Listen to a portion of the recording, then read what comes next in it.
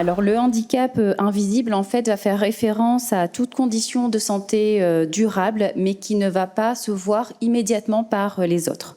Cela peut inclure, comme on l'a vu dans la vidéo, des maladies chroniques comme par exemple la fibromyalgie, des troubles cognitifs ou encore des troubles psychologiques comme la dépression.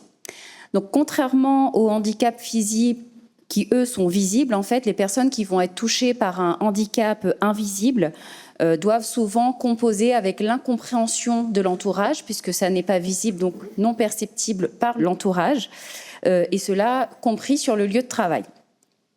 Et parfois, la difficulté, en fait, c'est que ces personnes ne veulent pas que cela se sache. Donc là, en fait, on va se retrouver sur un problème éthique qui est assez évident. Comment, finalement, concilier le respect de la personne, de ne pas divulguer, de ne pas communiquer sur sa situation de handicap, avec, du côté de l'employeur, en fait, une prise en compte de cette situation. Donc, dans un premier temps, ma licence, j'ai voulu un peu cacher le fait que j'étais épileptique. Je voulais pas en parler. Je voulais être un peu comme tout le monde, mais forcément, il y a eu des crises. Donc, il y avait des jours où j'étais pas là.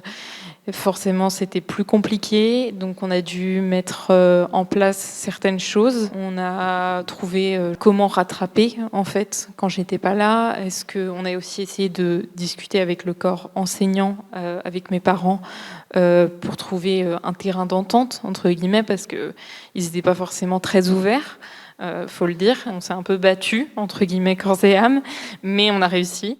Permettez-moi d'insister un petit instant sur ce mot capacité, qualité, compétence. Lorsque on fait la sacro-sainte évaluation, en quoi ça consiste? Ça consiste à détruire la personne en faisant la liste de ce qui ne va pas.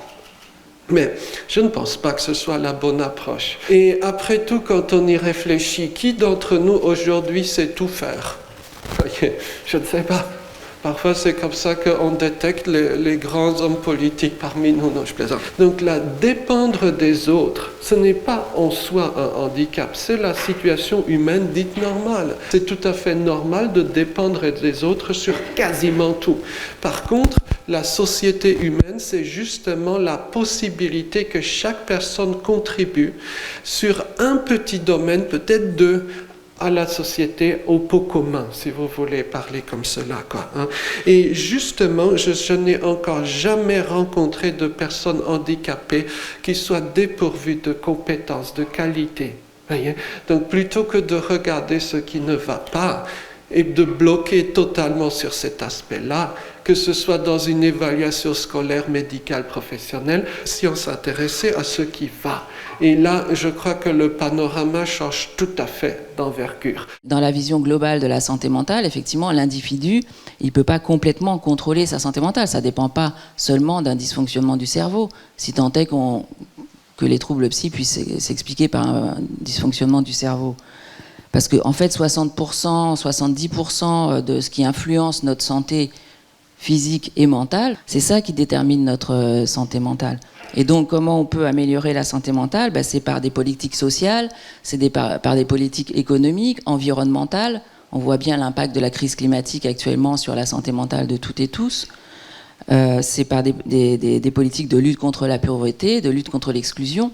Il y a un point important, des facteurs majeurs de bouleversement de notre santé mentale à toutes et à tous, c'est les violences, le fait d'être exposé à des violences, qu'elles soient physiques, verbales, sexuelles, au cours de l'enfance, mais tout au long de la vie. Ça, c'est un facteur majeur de troubles, de perturbations de notre santé mentale. Et c'est le fait d'être exposé à des discriminations, que ça soit le sexisme, le racisme, le validisme, l'agisme, etc., contribuent à initier ou aggraver des problèmes de santé mentale. Évidemment, le travail, c'est hyper important dans le projet de rétablissement d'une personne.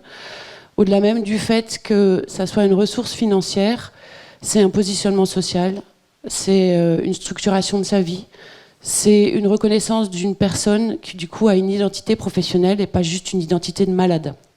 Mon boulot, c'est de commencer mon travail par une évaluation du parcours de la personne et puis de m'appuyer sur ce qu'elle a envie de faire pas entraver son parcours. C'est pas moi qui décide, c'est elle.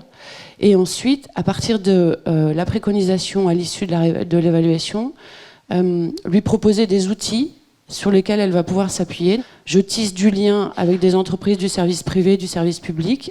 Évidemment, je m'appuie aussi sur tout le tissu des dispositifs d'insertion. Et depuis peu, je suis très mobilisée sur la sensibilisation et le travail sur la déstigmatisation. Le fait d'avoir un référent handicap et une politique handicap, ça suffit pas forcément.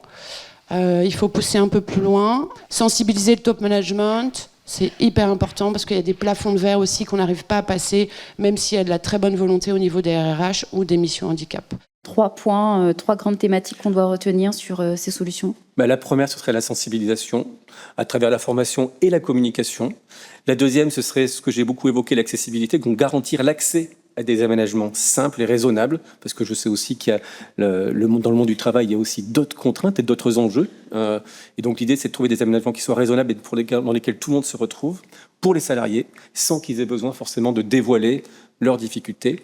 Et enfin, autre chose que je vois, c'est aussi mettre en place des politiques de gestion des talents, en tout cas des capacités, de ne pas uniquement parler de difficultés, mais de parler de capacités, de ne pas parler uniquement de vulnérabilité, mais de capacité, qui tiennent compte justement de la diversité des besoins, notamment via des dispositifs comme le tutorat, le mentorat, je veux dire, ou des cellules d'écoute pour accompagner les personnes concernées.